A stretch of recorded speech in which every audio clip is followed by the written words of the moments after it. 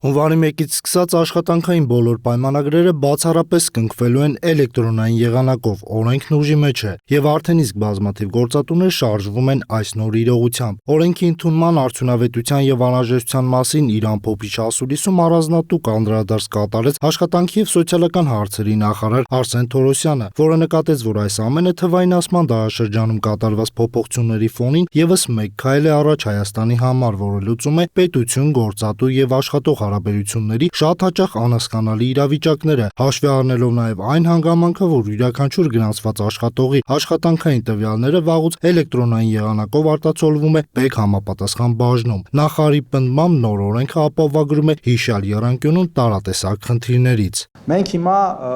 թղթով են կնքում, այդ թուղթը մի օր կա, մի օր չկա, գնում են հարկային մարմինները ստուգման, ասում են վայ թուղթը նոր ենք կնքում եւ այլն, որպեսզի խուսափեն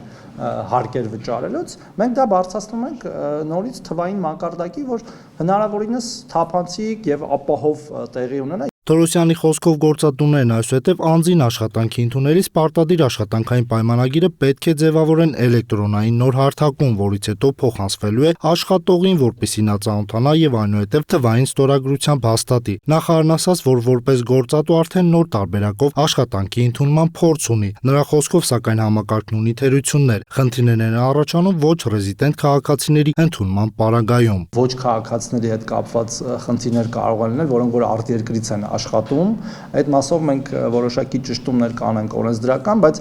մեծամասամբ դա որևէ խնդիր չի առաջացնելու, պարզապես պետք է ունենալ էլեկտրոնային ստորագրություն, որը ի դեպ պետք է ունենալ շատ բաների համար եւ այդ աշխատակիցները միևնույն է պետք է ունենային, օրինակ ֆիզիկական անձանց եկամուտների հայտարարագիրը լրացնելու համար,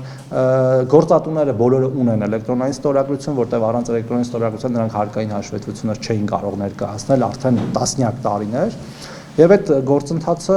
կարծում եմ էլի այդ մեր ընդհանուր թվային օրակարգի եւ թափանցիկ եւ նաեւ ստվերի դեմ պայքարի այդ քաղաքականության շրջանակներում ամբողջությամբ տեղավորվում է։ Հավելենք, որ ըստ գործող օրենքի պետությունը 1 տարի ժամանակ է տալիս գործատուներին, մինչև օրենքի կիրարկումը աշխատանքի ընդունված քաղաքացիների պայմանագրերը պարտադիր տեղափոխեն նոր էլեկտրոնային հարթակ, իսկ աշխատող քաղաքացիները ձեռք բերեն թվային ստորագրություն։ Այն քաղաքացիները, որոնք մինչ այժմ չունեն թվային ստորագրություն, կարող են մոտենալ իրենց բջջային օպերատորների գրասենյակներ եւ ընդամենը մի քանի րոպեների ընթացքում ակտիվացնել այն։